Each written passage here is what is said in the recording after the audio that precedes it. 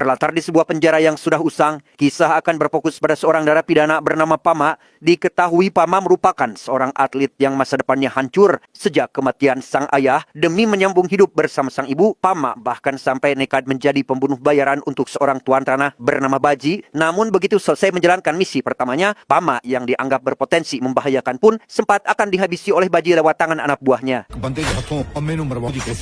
Tak terima dikhianati, Pama yang ternyata selamat dari upaya pembunuhan itu pun memilih untuk menghabisi Baji, yang mana dari situlah awal mula dia masuk penjara. Namun bukan berarti sekarang nyawanya benar-benar aman, karena sang dewa kematian yang dibayar mahal untuk membunuh Pama justru sudah ada di dalam penjara ini. Dia bernama Geja, di mana julukan tersebut layak dan pantas sekali disandang olehnya. Bukan tanpa alasan, Geja yang datang dengan kondisi kaki pincang langsung beraksi saat ada kelompok napi yang masih berani menjajalnya.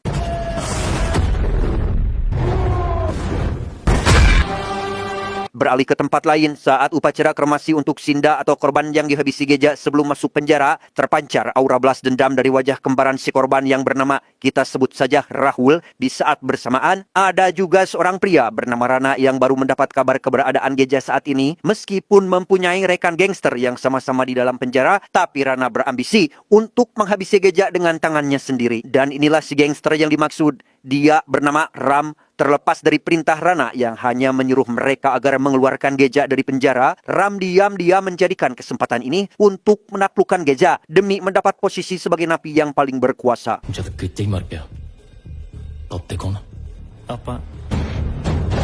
Intinya, Geja tidak hanya berurusan dengan satu atau dua gangster di luar sana, melainkan ada beberapa kelompok di dalam penjara yang juga sedang mengincarnya. Namun masalahnya adalah mereka meski berpikir dua kali sebelum mengambil tindakan, karena keberanian Geja yang seorang diri bahkan lebih unggul dari sekelompok gangster sekalipun. Suatu hari, tepat saat Pama tengah berbincang dengan napi senior bernama Seti yang sedikit banyak tahu tentang kehidupan Geja di masa lalu. Dan mari saya bawa Anda sedikit mundur ke suatu masa di mana Geja adalah seorang pemuda yang dikenal ramah dan baik hati. Dia sangat bahagia dalam menjalani sebuah hubungan dengan sang kekasih, meski diketahui kehadiran Geja ini tidak mendapat restu dari calon mertua. Tidak seperti para orang tua pada umumnya, si mertua sama sekali tidak memberikan sedikit pun ruang untuk Geja menjalin hubungan dengan putrinya. Alih-alih merestui, beliau justru memiliki rencana untuk menjodohkan putrinya dengan pria lain. Sampai-sampai pihak keluarga Geja pun sering mendapat ancaman dan intimidasi.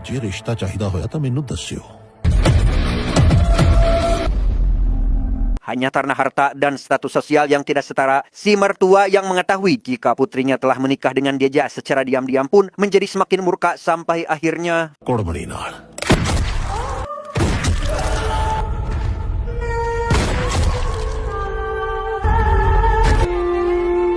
sejak kehilangan nyawa keluarga, termasuk istrinya itulah, Geja pun berubah menjadi sosok yang dipikirannya tak ada yang lain lagi kecuali balas dendam. Tak peduli lagi dengan tembakan peringatan polisi yang telah membuat kakinya pincang, Geja terus mencekik leher si mertua hingga benar-benar tewas. Dengan fakta bahwa Geja sudah sering keluar masuk bui atas kasus pembunuhan, jelas membuat Pama mulai dihantui perasaan hariwang dan takut. Bagaimana tidak, Pama sadar betul bahwa tujuan kedatangan Geja saat ini tiada lain dan tiada bukan adalah untuk menghabisi nyawanya. Sejak saat itu, Pama memutar otak untuk kabur dari penjara, atau setidaknya menemukan cara menghindari ancaman dari Geja. Oleh karenanya, ia pun lantas menemui seorang petugas lapas yang dikenal sedikit nakal. Dengan hanya diberi segokan sebuah cincin dari Kuningan saja, Pama pun diizinkan untuk mengantarkan makanan ke kamar tahanan Geja. Yang ketika ia berusaha mendapat simpati dengan menjelaskan asal-usul dirinya masuk penjara, tiba-tiba ya, akhirnya Pama sendiri bisa merasakan langsung betapa mengerikan si Geja ini, sehingga harapan untuk bebas dari incerannya pun sirna dalam sekejap mata. Hingga waktunya jam makan siang tiba, Pama sengaja mengambil jatah makan tanpa disertai sendoknya, karena di saat yang sama orang suruhan Rana yang tiada lain adalah Siram, termasuk para kelompok napi yang membenci akan kehadiran si Geja, telah mempersenjatai diri, termasuk dengan sendok makan yang sudah dimodifikasi. Namun sayang, semua itu sama sekali tidak berarti apa-apa bagi Geja yang berhasil menaklukkan mereka dengan begitu mudahnya.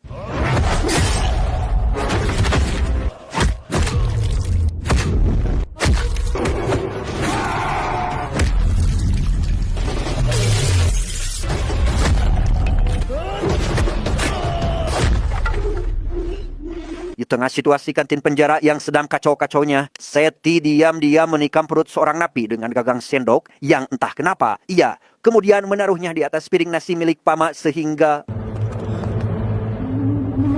Ternyata Seti adalah orang kepercayaan sang kepala sipir yang mana selama ini Seti selalu menjadi eksekutor atas tewasnya para napi sesuai pesanan orang-orang tertentu yang siap membayarnya dengan jumlah besar. Dengan kata lain, Pama menjadi kambing hitam atas pembunuhan barusan, maka ia pun dipindahkan ke kamar isolasi yang berhadapan persis dengan kamarnya si Geja itu sendiri. Sejenak kita tinggalkan dulu Pama dan kembali pada Rahul yang tengah mendatangi rumah mendiang Baizi. Mendengar keterangan bahwa sang ayah tewas di tangan Pama sedangkan kembarannya tewas di tangan Geja, maka Rahul pun berjanji akan menghabisi nyawa keduanya. Namun sebelum itu, dia juga telah merencanakan pemburuan terhadap seorang menteri korup alias orang yang telah membayar Geja untuk menewaskan saudara kembarnya tersebut.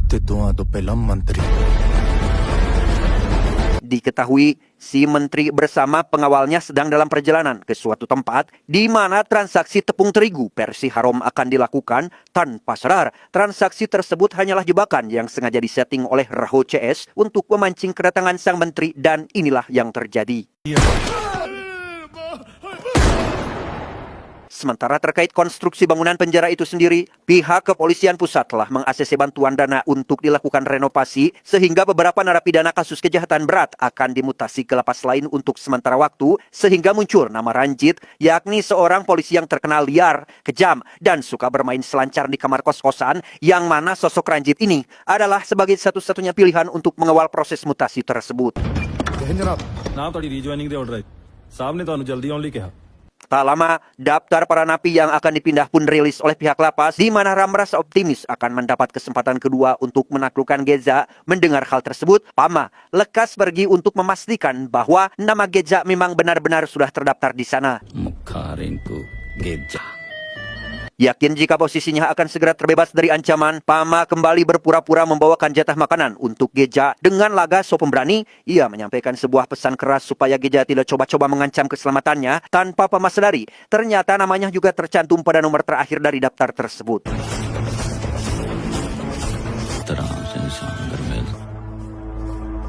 Singkat cerita, Ranjit pun menghadap atasannya di kepolisian yang begitu melihat ada nama Geja di sana, Ranjit meminta waktu untuk menemuinya terlebih dahulu. Rupanya, si Ranjit inilah orang yang telah menembak kaki Geja dan kali ini Ranjit bahkan tidak akan ragu-ragu lagi untuk menghabisi nyawanya jika berani macam-macam saat dalam penjara nanti. Akhirnya, satu persatu napi yang terdaftar pun mengantri untuk tahap pemeriksaan. Kalau-kalau, momen ini justru mereka jadikan kesempatan untuk kabur. Berbeda dengan yang lain, Seti CS justru dibiarkan tetap berada di penjara ini dan nampak begitu senang karena penangkapan waktu itu berhasil membuat Pama masuk ke dalam antrian napi yang akan dimutasi. Tanpa sadar, Pama diam-diam sudah merencanakan sesuatu untuk membalasnya.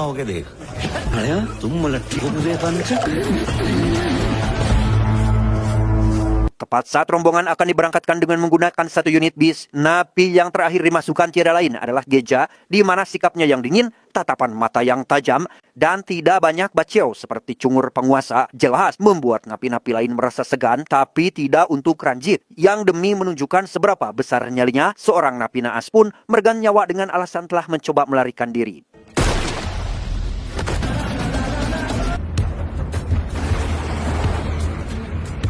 Di tengah perjalanan, ada saja ulah napi nakal yang sempat-sempatnya menelan paku bekas demi bisa melepas borgol. Sekalipun tangannya sudah bebas dan berhasil merebut senjata petugas, si napi masih harus memutus belenggu rantai kedua kakinya. Suara tembakan barusan sontak memaksa Ranjit untuk menghentikan perjalanannya sejenak. Dan di sini kita pun akan diperlihatkan betapa kejamnya si Ranjit ini, sehingga Pama yang sempat akan mengikuti jejak si napi tadi pun terpaksa mengurungkan niatnya saat itu juga.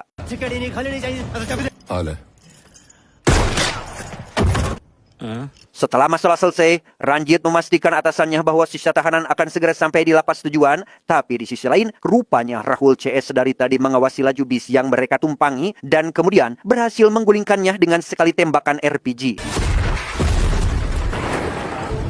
Meski yang ditargetkan hanya si Geja seorang, mereka mau tidak mau harus melumpuhkan para pengawalnya terlebih dahulu sehingga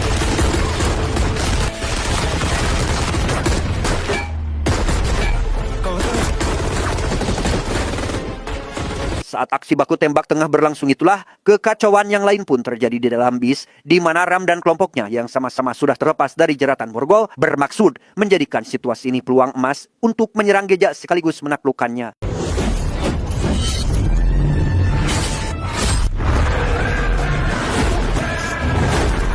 Inilah alasan kenapa Geja dijuluki sebagai malaikat maut dengan kaki pincang serta kedua tangan yang masih terbelenggu dan yang pasti tanpa bantuan senjata sama sekali. Faktanya, dia terbukti mampu menghabisi semua lawan termasuk si Ram itu sendiri.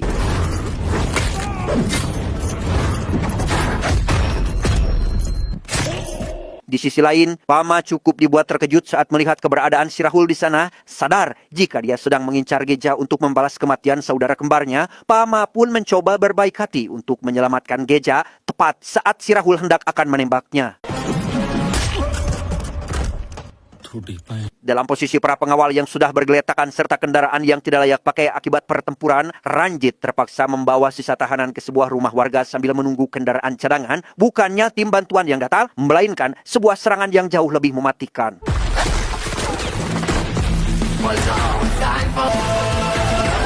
Dan ya, rupanya keberadaan mereka telah tercium oleh kelompok Sirana. Dia yang notabene merupakan putra sulung dari si mertua Edan, sama sekali tidak akan menghentikan serangan, kecuali jika Ranjit bersedia menyerahkan Geja sebagai jaminan.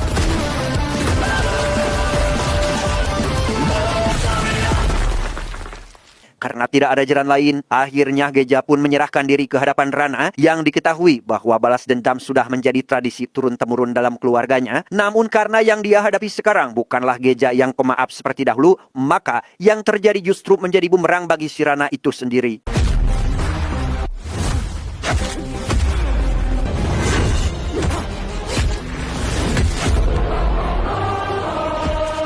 Di saat yang sama di dalam rumah, kondisi pasca serangan tadi terlihat sangat mengerikan, di mana mereka yang masih hidup hanya tersisa beberapa gelintir saja, termasuk seorang api cabul yang kedapatan sedang akan menggadabah putri dari keluarga pemilik rumah. Beruntung Pama datang di saat yang tepat dan menyelamatkan si perempuan dari tindakan unmoral tersebut. Sedangkan di ruangan lain, Ranjit nampak tak berdaya di balik jeratan borgol dua napi yang berusaha membunuhnya, tetapi sadar jika bantuan dari Geja barusan sama sekali bukan untuk menolong, Ranjit pun pasrah tatkala Geja menembak kakinya berkali-kali sebagai balasan setimpal atas apa yang dulu pernah Ranjit lakukan terhadapnya. Tak berhenti sampai di situ, Geja lantas keluar rumah untuk mencari keberadaan Pama, sementara untuk Pama sendiri, ia sudah terlebih dahulu ngabecir jauh meninggalkan rumah tersebut. Namun satu hal yang tidak Pama sadari, sejauh-jauhnya dia berlari, jika sudah berada di dalam incaran Geja, maka cepat atau lambat pasti akan ditemukan. Dan disinilah Pama sekarang berjalan di atas jembatan rel kereta api sambil teriak-teriak menggunakan pengeras toa. Maksud hati ingin meminta bantuan orang-orang untuk membukakan kunci borgolnya, namun yang ada, suaranya justru hanya didengar oleh Geja yang ternyata sudah berada persis di bawah jembatan tersebut. Geja? Terakhir, kita akan diperlihatkan kembali pada si Rahul dan si Ram yang ternyata keduanya masih hidup. Begitu pula Ranjit yang nampak meringis menahan sakit, di mana keberadaan mereka ini menandakan bahwa sejatinya misi perburuan masih akan terus berlangsung seru. Seperti apakah konfrontasi antara Geja yang kejam dengan Pama yang gayanya sedikit nyeleneh? Mari sama-sama kita saksikan kelanjutan kisah mereka di sequel berikutnya. Belum tamat, ending yang sangat menggajekan.